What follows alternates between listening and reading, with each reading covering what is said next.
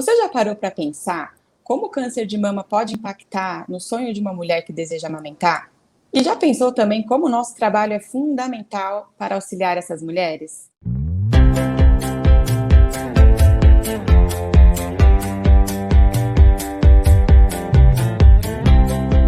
Bom dia! Sejam todos muito bem-vindos a mais um episódio do programa Psicologia Perinatal em Foco.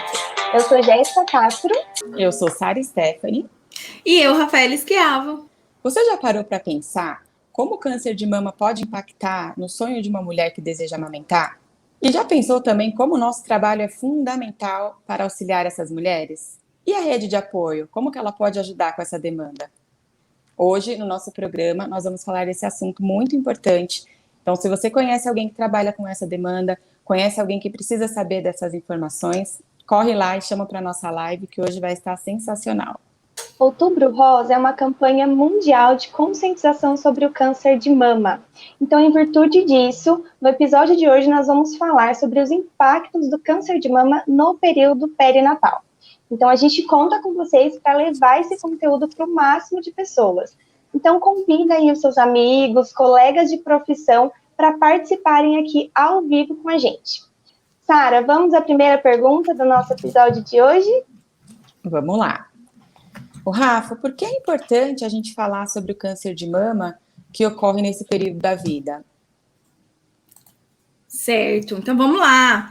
Bom dia para todo mundo. Vamos falar sobre esse assunto tão importante, Outubro Rosa, né? E precisamos ter esse tempo, né, para poder falar mais sobre esse assunto que ainda é muito tabu e tão feminino, né? Mexe tanto com a nossa feminilidade. É importante que a gente possa falar sobre esse assunto, não só exatamente no período perinatal, mas também em todo o ciclo vital da mulher, né? Então, falar sobre prevenção de vários tipos de doenças, inclusive, né, o câncer de mama, que é a neoplasia que mais acomete as mulheres, né? Então, a gente tem um número muito alto de mulheres aí com esse tipo de neoplasia, que é o câncer de mama, que é a neoplasia maligna, tá? Cerca de 51 casos a cada 100 mil mulheres, tá? Então, a cada 100 mil mulheres, 51 vão ser diagnosticadas com câncer de mama, infelizmente.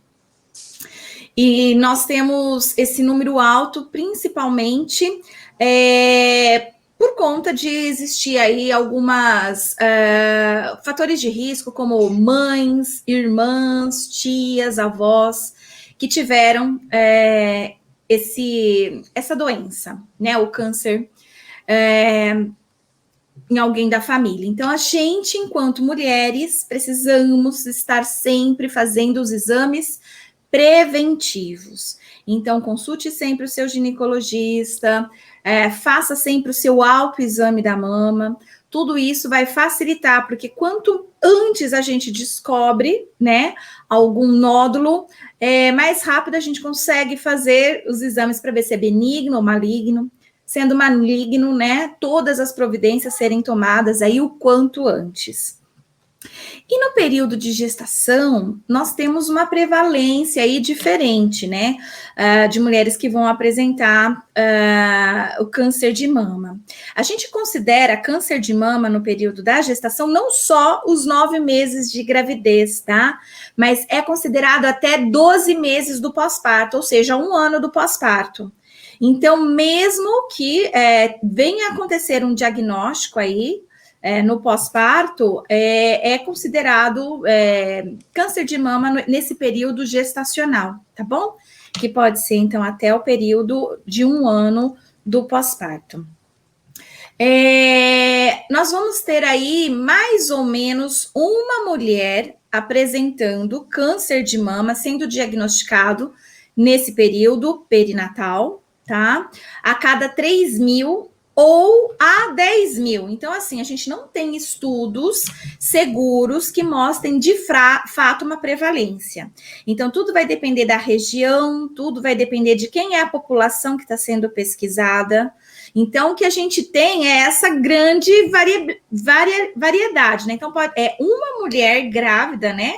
No período perinatal, que recebe o diagnóstico, a cada 3 mil a 10 mil mulheres grávidas e no período perinatal, percebe?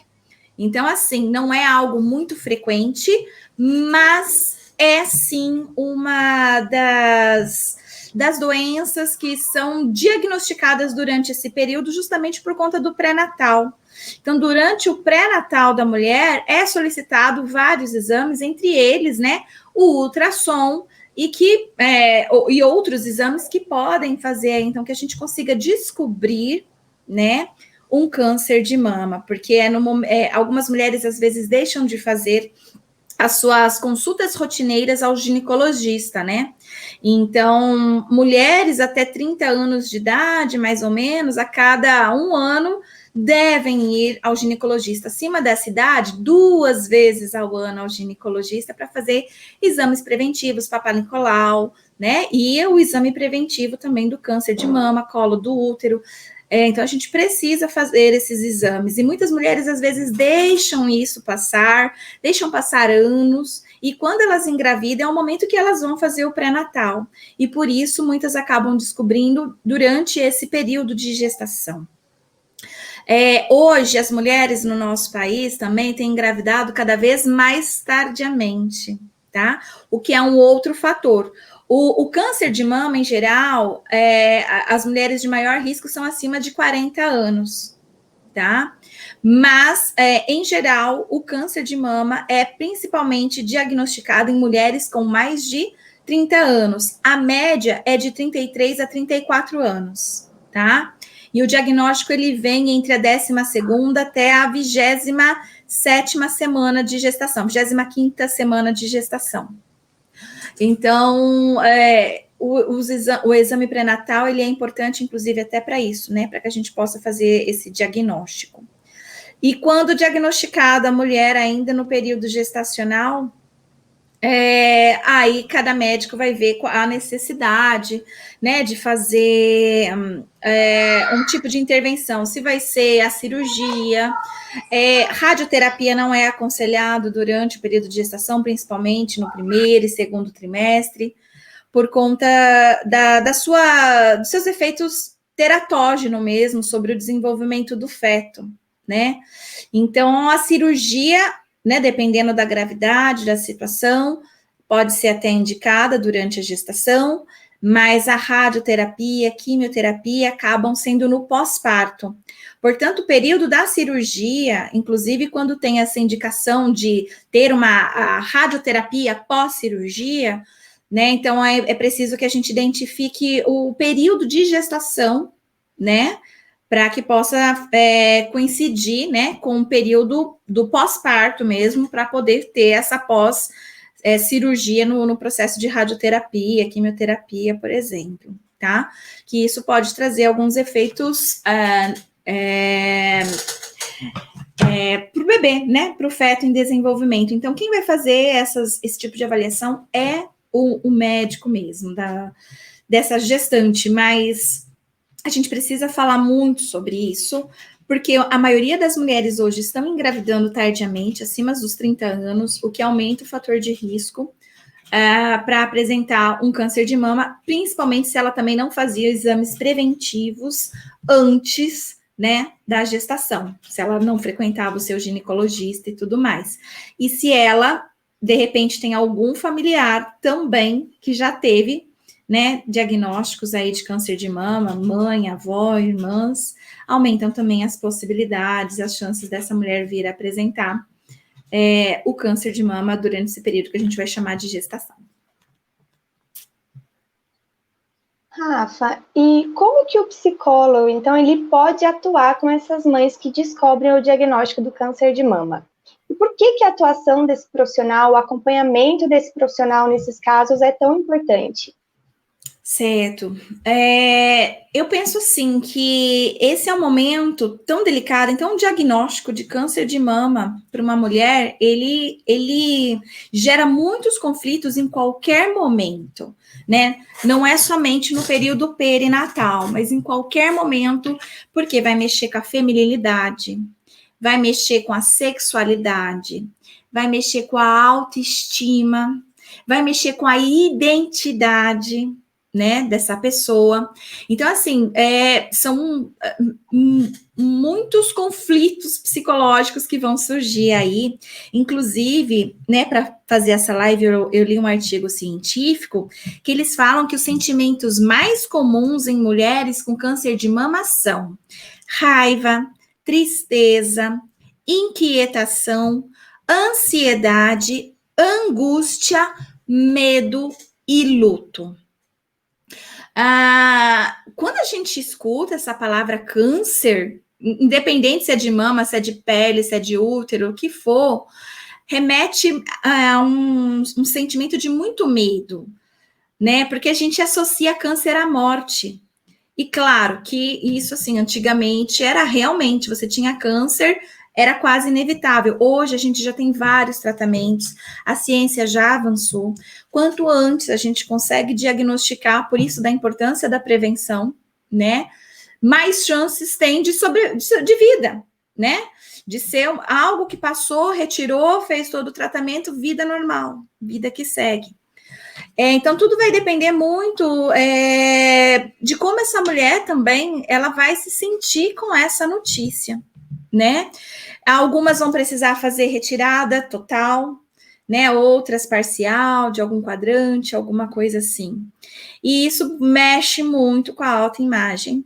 E essas mulheres, no geral, vão passar por esse processo de luto, que a própria Kübler-Ross, né, já ensinou pra gente, né, sobre as fases do luto, que são a negação. Primeiro você nega, não é comigo, vou fazer um outro exame, vou procurar uma segunda opinião médica, né?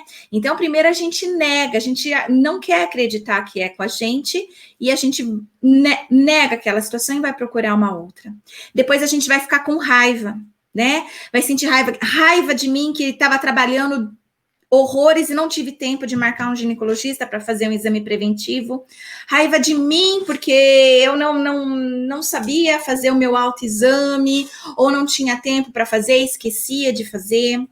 Raiva do meu parceiro, porque não ficou me cobrando de ir no ginecologista fazer, né? Ele não cuidou de mim como eu precisava.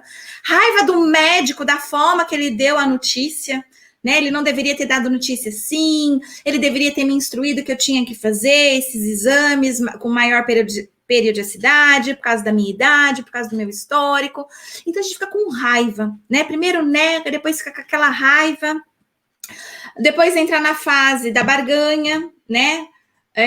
E se eu fizer tal coisa, pode diminuir, né? O avanço da doença, né? Tenta fazer essa barganha, até o processo que a gente chega na depressão, se sente deprimido, triste, né? Realmente com aquela situação. Eu tenho câncer, eu tenho, né? Um câncer de mama, no caso que a gente está falando agora, e aceitação. Na aceitação, eu estou pronta para fazer o tratamento, né? Agora eu consigo escutar o que o médico está falando, o que as pessoas ao entorno estão falando, aceitar a ajuda da minha rede de apoio, poder começar a pensar de forma mais racional, menos emocional, né, a respeito desse assunto e seguir todos os passos que eu preciso fazer.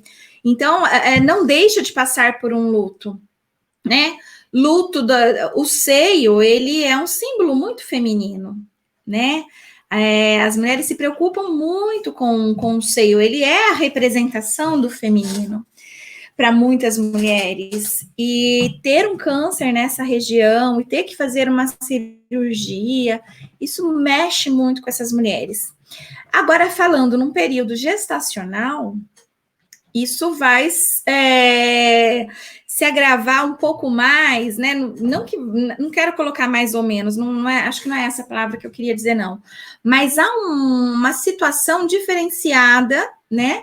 No período de gestação, porque a mulher que amamenta, né? A mulher que está grávida, ela, para nutrir o seu bebê, infelizmente a gente tem aí um senso comum que fala que a mulher que amamenta dá amor. Então, como que ela vai dar amor para o seu bebê se ela não puder amamentá-lo, por exemplo, né? Então, isso foca demais. Então, assim, a mulher que no período da gestação, ela queria ser o centro das atenções, muitas vezes, né? Ou o bebê dela ser o centro das atenções, isso acaba ficando para segundo plano, e em destaque fica o câncer, né? O medo da morte, as incertezas do que aquilo vai acontecer, o medo de não conseguir ver o crescimento dos filhos, né? Então, traz muito pavor, muito medo. O medo de que o câncer possa ter um efeito teratógeno sobre o desenvolvimento do bebê, e que não tem, mas ela precisa ser informada disso, né? O que vai influenciar no desenvolvimento do feto são as medicações, né? E que aí cada médico vai ter que tomar o seu cuidado, né, para esse tratamento. Mas nós, enquanto psicólogos, então devemos acolher todo esse momento de luto, toda essa questão de identidade, né, independente da abordagem com a qual a gente trabalha, né, mas se formos uns psicólogos perinatais para atender questões de câncer de mama no período perinatal, melhor ainda, porque é um profissional que sabe da ambivalência, sabe do número de alterações emocionais significativas que temos nesse período e que aumenta, né, em casos como esses. Ele tem uma série de informações, né, totalmente diferente de um psicólogo clínico, por exemplo, que não tem noção do que é psicologia perinatal, que não tem noção de ambivalência, de bebê real, bebê ideal, o que é uma ansiedade normal, o que não é considerado ansiedade normal, né, quais são as principais fantasias, quais são os principais medos, e em cada trimestre. Quem tem essas informações é o psicólogo perinatal. Então, não que um psicólogo clínico generalista não consiga dar conta de fazer esse atendimento, até consegue, mas um psicólogo perinatal, ele tem saberes diferentes, mais específicos, né, que poderão ajudar ainda mais essa pessoa que por algum motivo aí busque o nosso atendimento para ajudar na elaboração desse luto, dos medos, das angústias, da raiva que tudo isso traz nesse período de gestação, que você, né, idealizou tanto, imaginou tanto que seria de uma forma, e se já não bastasse todos os conflitos de uma gestação normal, como se já não bastasse todos os conflitos de um pós-parto normal, né, ainda ter que dividir isso com o câncer, né, que não é algo que é esperado, não é algo que conforte, né, mas é algo que nos deixa sempre num estado de alerta, de medo, de insegurança, rouba muitos de nossos sonhos, muitos de nossos desejos em relação à maternidade, em relação à rede de apoio. E então, assim, cada caso vai ser um caso, claro, mas um psicólogo perinatal, então, nesse momento aí, entende todo esse contexto e consegue dar um auxílio melhor aí para essas mulheres que, sim, precisam de psicoterapia para ajudar, né, a superar esse momento que elas estão passando e vivendo. Ô, Rafa, você já falou para a gente um pouco desses impactos, né, psicológicos que vai ocorrendo aí durante essa gestante que descobre um câncer de mama, né? E a gente sabe o quanto a amamentação é um momento importante, né, para essas mães, para ela criar essa conexão com o filho. Então, como que a gente pode fazer para trabalhar essa aceitação e favorecer outros meios de vínculo com essa Certo, mãe, então com esse assim, a bebê? gente tem essa crença, né, às vezes que só dando o peito que vai estabelecer o vínculo mãe-bebê, por exemplo, né, isso paira muito, porque a gente acabou de passar, inclusive, pelo mês de agosto dourado, né, que a gente fala muito da importância da amamentação, e existem alguns casos que não dá, né? Não são todos os casos, né? Então, vamos supor que essa mulher descubra o câncer, vamos supor, durante o pré-natal, que ela tenha que fazer uma cirurgia e no pós-parto ela vai ter que fazer a radioterapia, por exemplo. Não vai ser aconselhado para essa mulher a amamentação. É claro que cada caso é um caso. Aqui quem fala é uma psicóloga, não é uma médica, não sou oncologista e nem psicóloga que trabalha com oncologia, né? Meu campo é outro. Mas, de acordo com as pesquisas que nós temos aí, né? Cada médico vai orientar, né, a sua paciente e deve ser respeitado, né, esse profissional. Então, aqui é uma fala de alguém que não tem propriedade no assunto, mas do que eu li de artigos científicos, tá? É que na radioterapia não é aconselhado, então, a amamentação, por não ter ainda estudos o suficientes que mostrem quais efeitos podem ser passados pelo bebê, porque sim, vai para o leite, isso já se sabe, né? Vai para o leite materno, o bebê que suga esse leite, ele vai ingerir, né? E não se sabe ainda ao certo quais são esses efeitos para o desenvolvimento do bebê, para a saúde do bebê, né? E a gente sabe o quanto que ele causa de efeitos, né? No corpo da mulher, cai cabelo, né, tem quimioterapia, cai pelos do corpo, causa náuseas, enjoo, uma série de sintomas desconfortáveis, né? E que para o bebê também poderia afetar de alguma forma, e por isso, então, na prevenção não é recomendado a amamentação. Mas essa mulher, ela pode se vincular e deve se vincular com esse bebê, né? De outras formas, não é só na amamentação que a gente se vincula com o bebê. Uma mamadeira bem dada, num colo bem quentinho, gostosinho, cheio de amor, promove vinculação tanto quanto um seio, né? Um bebê no seio. Então, é só pensar em como que você vai fazer essa amamentação, né? Se vai ser em mamadeira, chuquinha, copinho, colherzinha, como que vai ser, se vai pegar leite no banco de leite humano, que é uma ótima possibilidade. Existem também os leites industriais, que eles estão aí para essas situações, né, e não para uso corriqueiro, diário, né, como infelizmente a gente vê, o mau uso dos leites artificiais, industrializados, mas ele pode ser um bom recurso aí. Então, quer dizer, você vai continuar, sim, né, alimentando o seu bebê, não vai ser no seio, mas vai ser de outra forma. E essa interação é forte, né? A partir do nascimento daquela criança, os vínculos, o apego já começa desde o primeiro momento que mãe e bebê são apresentados, né? A família pode ajudar muito também nessa hora, né?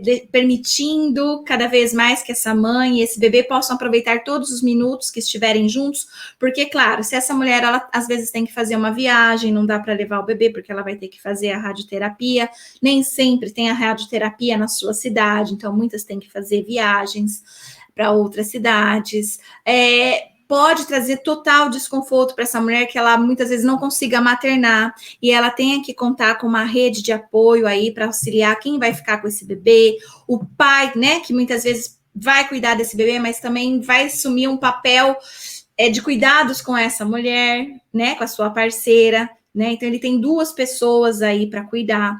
Então, uma rede de apoio com avô, sogro, sogra, cunhado, cunhada, irmão, essas coisas todas, vale muito a pena e ajuda muito, né? Para que essa mulher, quando ela estiver com o bebê, ela possa ser inteira do bebê, né? Porque no pós-parto é aquela loucura, você tem que pensar em lavar louça, em lavar roupa, em cuidar da casa, fazer o almoço, amamentar, colocar a criança para dormir, acordar. Então, já é uma rotina muito estressante.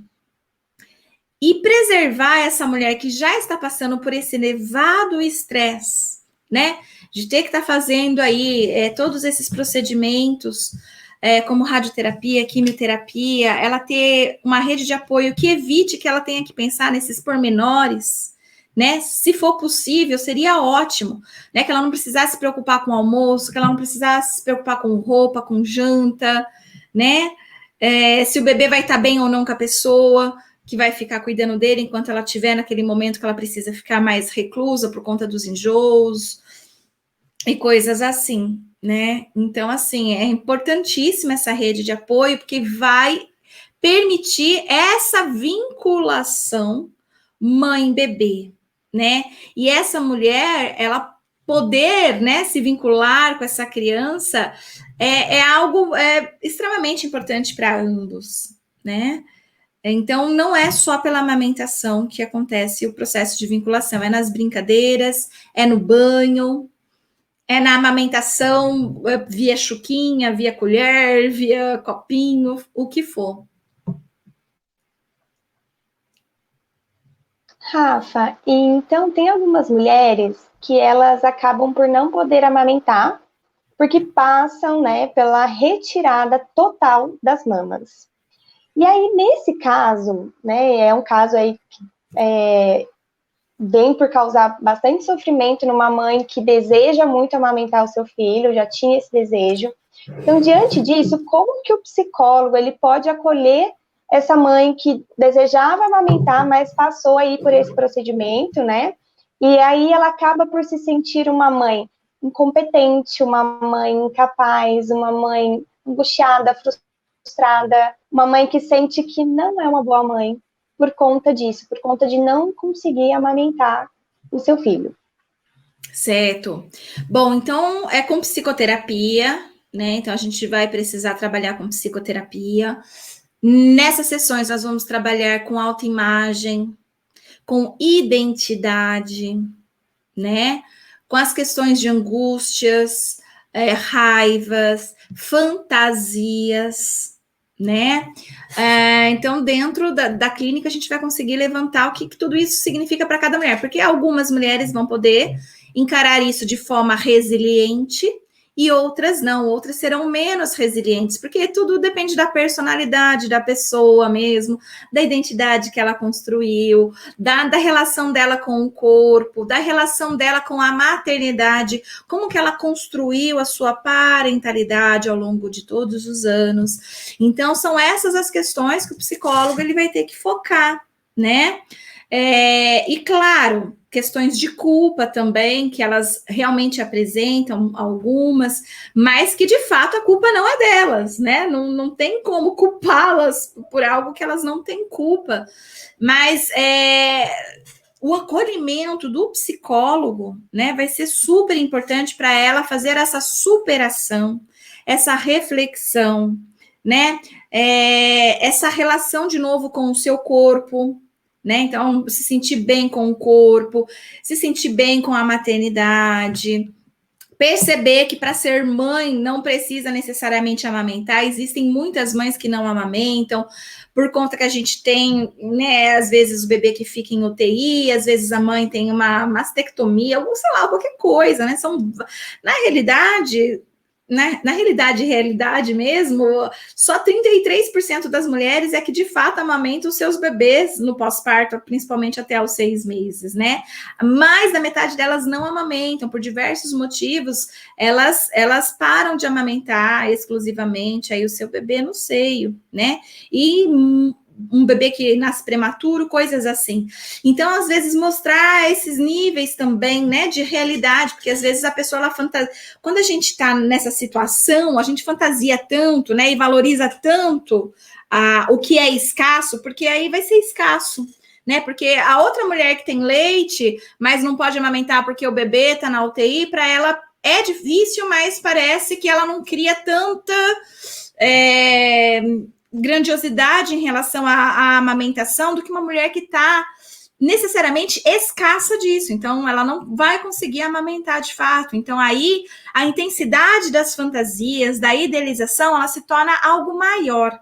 E esse psicólogo, ele deve compreender isso, não deve menosprezar isso, não deve dizer para ela no sentido de, mas é normal as mulheres não amamentar, não sei por que você está sentindo, sabe, assim, às vezes o psicólogo, sem querer, passa essa mensagem, né, para aquela mulher, e não é esse o nosso papel.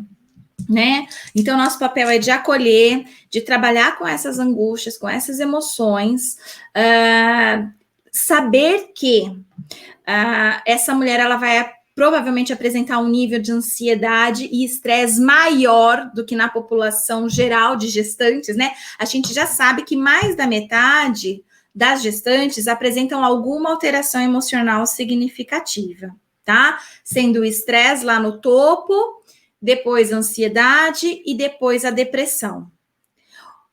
Então, a gente tem, durante todo o ciclo vital, a gente já sabe, né, quem acompanha aqui o Mater Online há um bom tempo, né, já sabe que o período perinatal é o de maior risco para alterações emocionais significativas dentro do ciclo vital feminino. Então, se ela já tivesse uma gravidez normal, ela já teria essa condição de risco para apresentar essas alterações emocionais significativas. Agora, tem esse agravo, que ela tem um diagnóstico de câncer durante a gestação, ou nesse período perinatal. Então, tem esse agravo maior ainda, e há uma alta probabilidade de ela apresentar estresse, ansiedade e sintomas de depressão, porque os sintomas de depressão, eles são comuns em mulheres não grávidas com diagnóstico de câncer de mama, por conta de toda essa autoimagem, autoestima, né, que vai mexer com as emoções da mulher. Então, se o período perinatal ele já tem essa potencialidade, né, para alterações emocionais significativas, imagina com mais esse agravo, né, de um diagnóstico. Então, nós, psicólogos, devemos ficar muito atentos a isso também, né? O foco do nosso atendimento, né, é quem vai dizer a queixa, é a mulher, e ela que vai dizer sobre o que vai ficar o nosso foco, tá? Mas que a gente vai ter que entender que vai estar mexendo com autoestima, identidade, insegurança, alterações emocionais significativas, saber que o estresse vai estar muitas vezes muito presente e muito elevado. Saber que essa mulher vai poder estar apresentando uma depressão e um sentimento de culpa por não estar amamentando o seu bebê, ou por não poder estar aproveitando aquele pós-parto da forma que ela tinha idealizado, bebê real, maternidade real e maternidade idealizada, por exemplo, né? A gente tem que trabalhar com essas questões. Saber que tudo isso vai estar influenciando nesse momento é importante ao psicólogo, por isso eu reforço, um psicólogo perinatal nesses casos é o mais indicado para quem então for procurar um psicólogo por questão de ter engravidado ou estar no pós-parto e ter também um diagnóstico de câncer, porque são todas as questões que a gente deve olhar.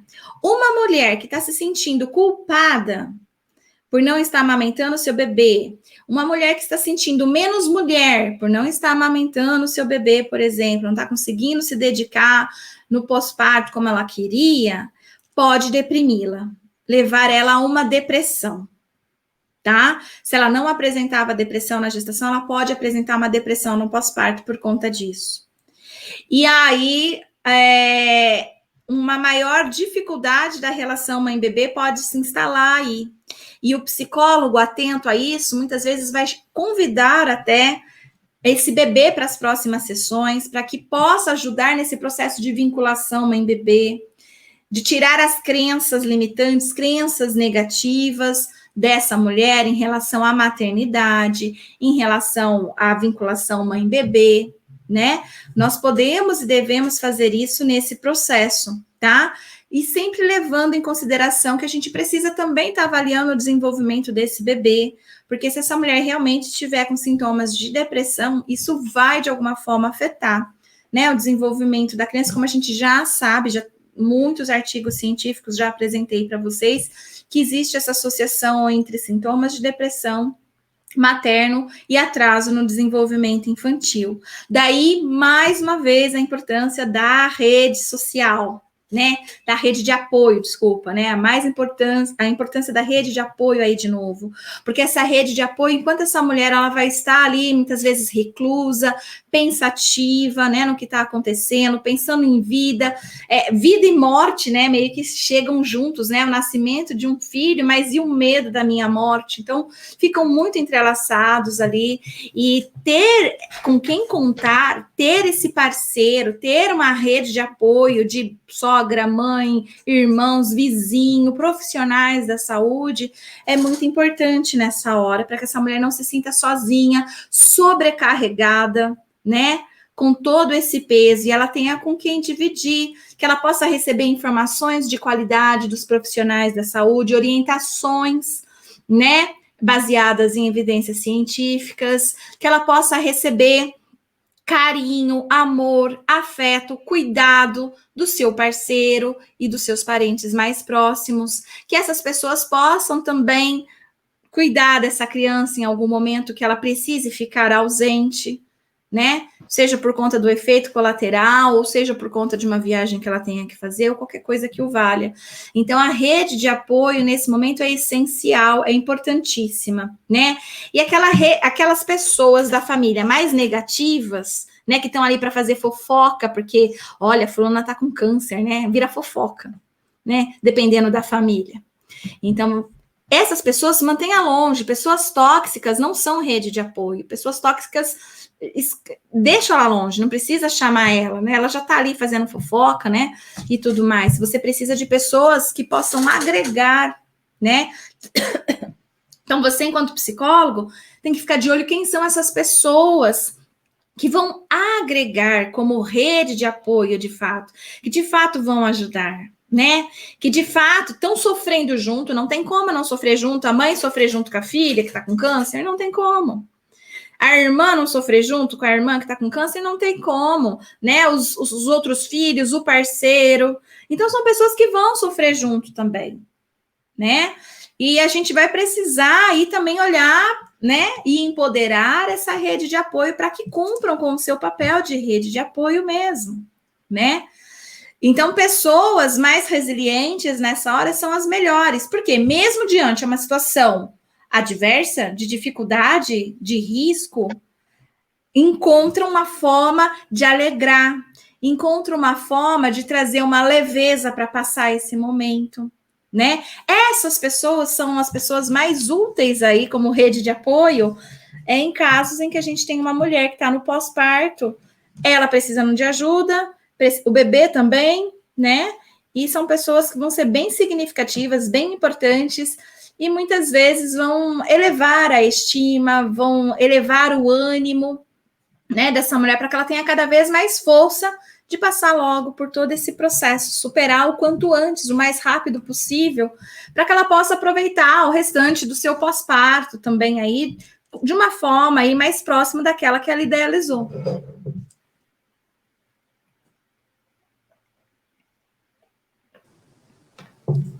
Ô, Rafa, e quando esse diagnóstico ele é dado no pós-parto, né, e se faz necessário um desmame precoce, qual que é os prejuízos que pode trazer para a mãe e para o bebê?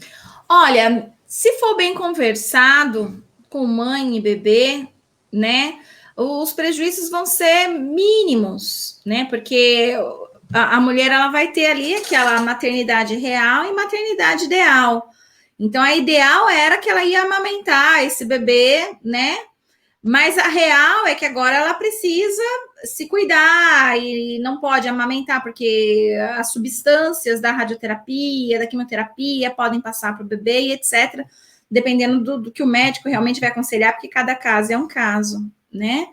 Então, nesse sentido, a gente pode ir empoderando essas mulheres para que elas possam cada vez mais entender sobre essa situação. Conversar com o bebê é uma técnica também. Olha, mamãe estava te amamentando, mas ela vai ter que parar com a amamentação, né? Se você tem um médico, né, sensível, um psicólogo sensível, ou um psicólogo que oriente a equipe de saúde, ou que oriente a própria mãe a fazer essa conversa com o bebê entende, sabe? Falando a verdade mesmo para o bebê. Olha, a mamãe tá com câncer, né? Mesmo que for chorando, mesmo que for com angústia, né? Mamãe queria continuar te amamentando, mas não vai ser possível por causa disso, daquilo, outro, né? Explica. Então, assim, a vinculação ela vai continuar, né? O bebê, ele vai continuar passando por cuidados também, vai estar recebendo a alimentação correta, que pode ser um leite de banco de leite humano, pode ser um leite industrializado, né? Então não vai ter prejuízos, assim, digamos, para a saúde do bebê, esse desmame, né? Mas é um prejuízo que pode ser um pouco mais psicológico e que se a gente fizer a intervenção correta, no momento correto, né? Isso pode ser vivenciado de uma forma mais leve, mais tranquila, sem trazer adoecimento mental para essa criança lá no futuro ou para essa mulher, tá? Então, quanto antes, quanto mais precoce a gente conseguir fazer a nossa intervenção, melhor, tá? Mas caso não seja, aí são várias, né? Aí cada pessoa vai ter a sua própria forma de expressar aí como que ficou registrado esse momento de interrupção brusca, né, da amamentação. Você falou um pouquinho da rede de apoio e eu queria que você falasse um pouquinho mais sobre como, então, o diagnóstico, né, de câncer de mama que ocorre na gestação, ele pode impactar no pai do bebê. E a depender desse impacto, você acha que pode vir a comprometer a rede de apoio? Certo. Olha, o homem, ele também fica afetado com o diagnóstico da sua parceira de câncer de mama. Então, ele também precisa de cuidados. Ele também, se puder passar por um psicólogo perinatal, seria excelente, porque ele também vai precisar dar conta de digerir toda essa situação, né? Para ele, já tem que digerir a situação de vou ser pai, né? A maioria da gravidez no nosso país não são planejadas, então as pessoas realmente têm que digerir um pouquinho aí, ter uns dias, às vezes até meses, semanas, para fazer a digestão, né, da notícia de ser pai, de ser mãe. E ainda vem mais um diagnóstico, né, comprometedor. Esse homem, ele fica com medo, o câncer, ele faz a gente ter medo, né?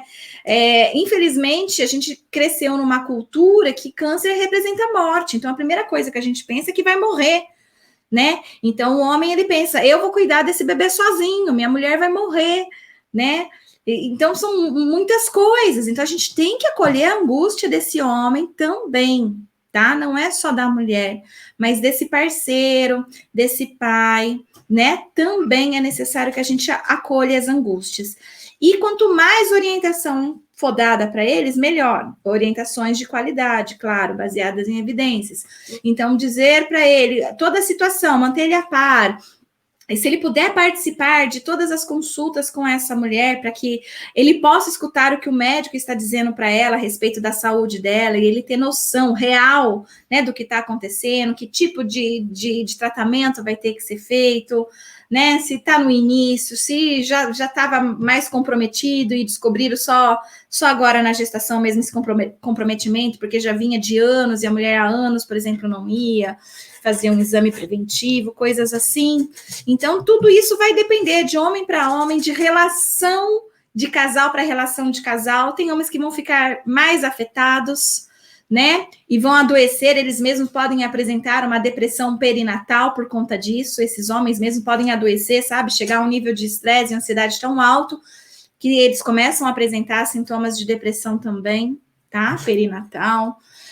E tem homens que vão ter reações extremas, como abandonar, né? Mulher e filho, por exemplo, né? Ou uma relação que já não se sustentava mais. Então, assim, tudo vai depender muito da relação do casal, tudo vai depender muito de identidade do homem, personalidade do homem, dinâmica familiar entre eles. Então, tudo isso vai depender para que a gente possa fazer um prognóstico, né? E um diagnóstico de como que a gente vai poder oferecer um atendimento para esse homem e até que ponto a gente consegue contar com ele ou não, né? Nesse processo aí de ajuda psicológica da mulher também. Porque às vezes o homem ele se desconcerta tanto que às vezes ele pode ser mais um fator de risco aí, né? E a gente precisa estar encaminhando ele para o espaço correto, para que ele possa, de fato, ser suporte, ser rede de apoio aí para sua parceira. Ô, Rafa, e como que nós profissionais podemos trabalhar com a rede de apoio para promover essa segurança e esse acolhimento para essa gestante que descobriu o diagnóstico de câncer? Legal. Então, aqui o psicólogo perinatal, ele não trabalha só com a gestante, não trabalha só com a puérpera, assim como não trabalha só com o homem grávido ou no pós-parto, né, ou com o casal. Nós trabalhamos também com toda a rede de apoio, e rede de apoio inclui avós, tios, cunhados, sogros, sogra, etc, né? Então, amigos, vizinhos, quem for, quem precisar entrar aí. E aí, por meio de orientação, essa rede de apoio, ela precisa de orientação e, por vezes, também, às vezes, de um acolhimento, tá? Se você é um psicólogo perinatal que vai acolher essas pessoas da rede de apoio, também faça o seu papel de investigar como que tá a saúde mental deles, né? Saber que a filha está com câncer de mama e que você vai ser avó pode trazer uma situação incômoda. Se essa avó teve câncer de mama, ela pode se sentir pior ainda, porque olha, porque eu tive câncer de mama, aumentou os riscos da minha filha ter, e minha filha realmente teve, e bem no momento da gestação, que era para ela ficar feliz com o filhinho dela e eu com meu netinho. Então, são muitos os conflitos também que podem passar na cabeça dessa rede de apoio. Então, não entendam rede de apoio como uma fortaleza. A rede de apoio também é frágil, também precisa de cuidados, também precisa de atendimento psicológico, tá? Então, assim, a gente vai contar com a rede de apoio, vai ensinar, educar a rede de apoio sobre as questões do que é câncer de mama, quais são as reações de uma radioterapia, de uma quimioterapia, como que a mulher que podem ajudar nos cuidados com a casa, com os bebês, né? Que tudo isso vai facilitar para a mulher. Tudo isso a gente vai trabalhar, sim, mas a gente também não pode negligenciar o fato que eles também são seres humanos com emoções.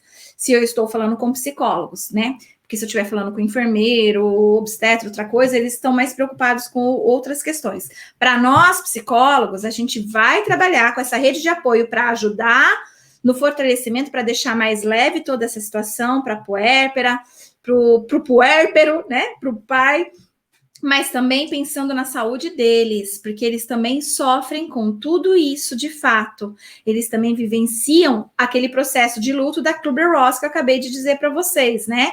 Vai passar pela negação, vão passar pela raiva, vão passar pela barganha, vão passar pela depressão e vão chegar na aceitação. Eles vão passar também por esse processo de luto e a gente deve levar isso em consideração também, né? Não despejando neles toda a responsabilidade de tudo, né? Vocês são a rede de apoio, então vocês são responsáveis por isso e aquilo para ajudar aquela mulher, aquele homem, aquele bebê. Não, eles também são seres humanos e também precisam desse nosso olhar atento, cuidadoso, de profissionais, né, da psicologia, que também vão oferecer suporte, acolhimento, apoio, para que eles possam estar fortes o suficientes para poder, sim, ser rede de apoio desse casal. Rafa, então as mães que elas são diagnosticadas com câncer de mama na gestação, elas acabam, então, por correr maiores riscos de adoecimento psíquico no período perinatal? Sim, sim. Essas mulheres que apresentam diagnóstico de câncer de mama no período perinatal têm maiores chances de apresentar transtornos psíquicos, alterações emocionais, sim, nesse período, porque já é um período de risco, já é um momento em que a maioria das mulheres nesse período já apresentam alta ansiedade, estresse e até mesmo depressão. Com um diagnóstico como esse, aumentam ainda mais as chances, né? Dificilmente eu diria 100%, tá? 100% das mulheres, eu diria, por que eu diria?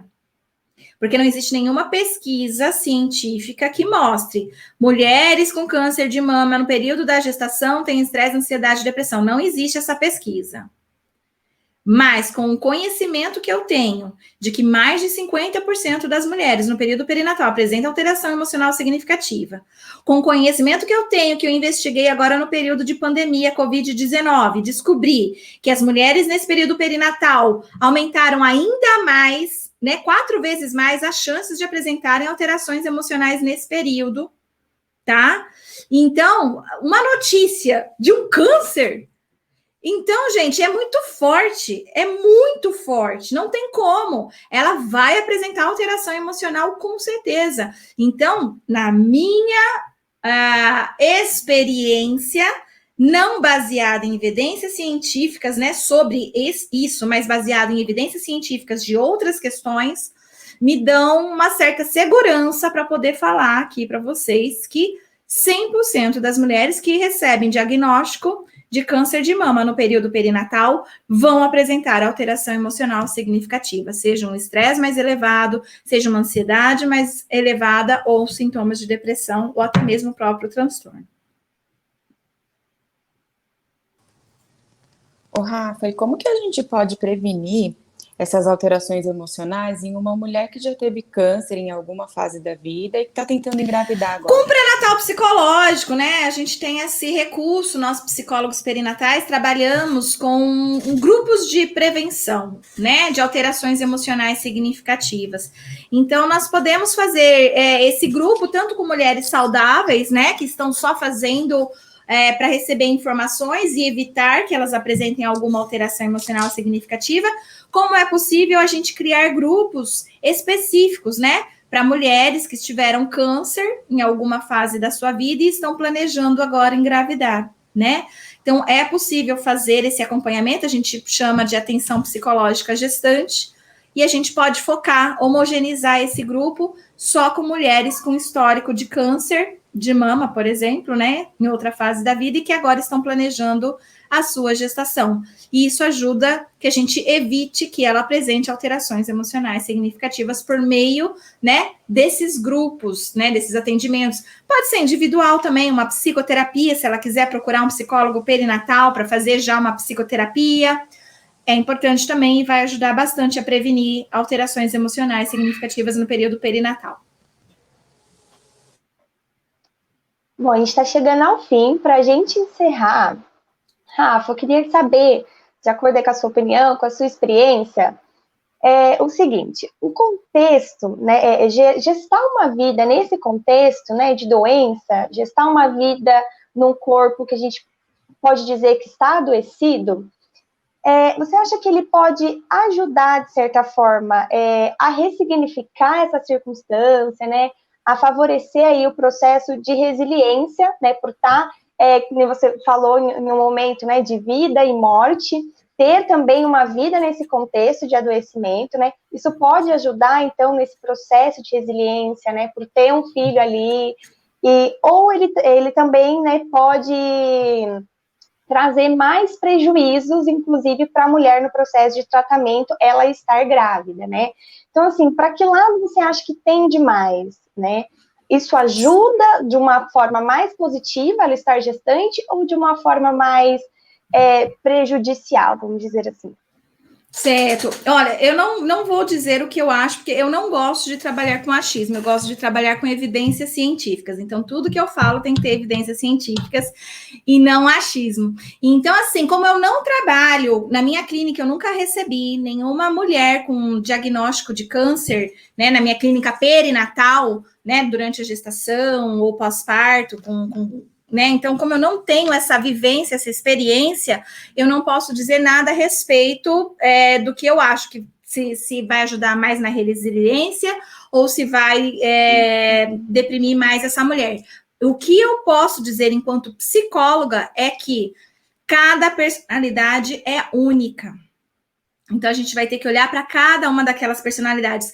Com certeza existirão mulheres que vão receber esse diagnóstico nesse momento perinatal e vão ser muito resilientes, elas vão encontrar cada vez mais força para sobreviver, elas vão dizer assim, não, eu não posso morrer, porque agora eu tenho meu bebê, então agora é que eu vou lutar e vou crescer e tudo vai dar certo, vão ser super otimistas, né, vão vão até dar suporte para o próprio parceiro, para a própria rede de apoio, para a mãe e para o pai. Existem essas pessoas que são muito resilientes, que são muito fortes, que têm uma identidade diferente, né, aí, e que sim, ter esse diagnóstico no período da gestação pode ser um fator que deixe ela cada vez com mais força, né, de fazer esse tratamento e se livrar logo, né, dessa doença. Mas existem também aquelas personalidades que são mais depressivas. Então, nós sabemos que a personalidade das pessoas são bem diferentes. Então, isso não vai escolher... O câncer de mama, ele não vai escolher personalidade de pessoas para aparecer. Ele vai acontecer nos organismos, independente da personalidade, tá? E, então, ele vai acontecer em pessoas mais depressivas, em pessoas mais pessimistas. E para essas, sim, elas vão cada vez mais ter esse diagnóstico e vão pensar... eu vou morrer, quem que vai cuidar desse bebê, né, olha, já tô triste porque engravidei, não queria ter engravidado, não era o momento, e ainda me aparece mais uma dessa, que eu tenho câncer, né, e aí fica difícil dessa pessoa tentar encontrar coisas positivas, forças e tudo mais. Então, depende da personalidade da pessoa e não da situação em si. Não é a situação em si que vai ajudar a pessoa a ser resiliente ou depressiva, mas é a história de vida de cada pessoa.